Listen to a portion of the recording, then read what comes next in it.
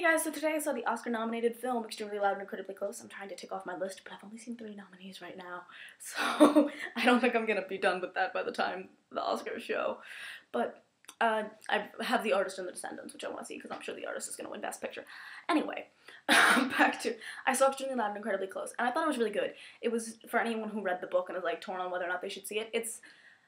Things were changed from the book and things were cut from the book, but the stuff that it did a really good job with, and I almost prefer that to taking the book and making it a bad movie as opposed to changing the book and making it a good movie. I prefer the good movie. It made me cry. I mean, like, a bad movie will never touch me emotionally, and I was just, like, crying hysterically the entire time.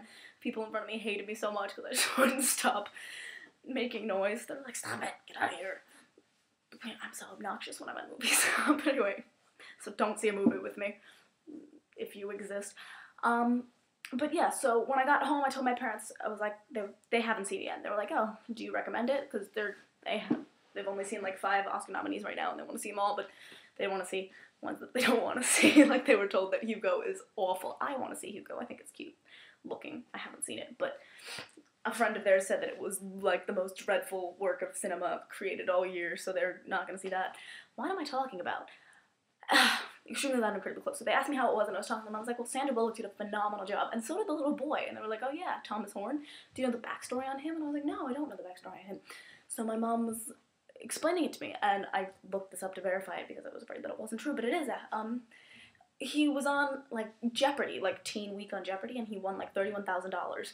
And then he went on, like, a trip to Alaska with his family, and then he went to school, and the casting director called the school and was like, we need to get in touch with this boy. So there was a message from the school secretary, and they were like, okay, that's weird.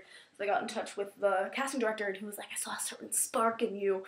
And it was just, you know, so he was like, okay, I guess I'm doing a movie. Like, there was more to it than that. Like, they debated the pros and cons, but ultimately he decided to do the movie.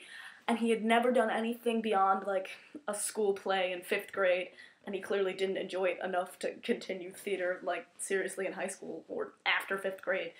But now he's in an Oscar-nominated film, so good for you, Thomas Horn. I thought he was really talented and did a really great job. Stupid reviewers who say otherwise are stupid.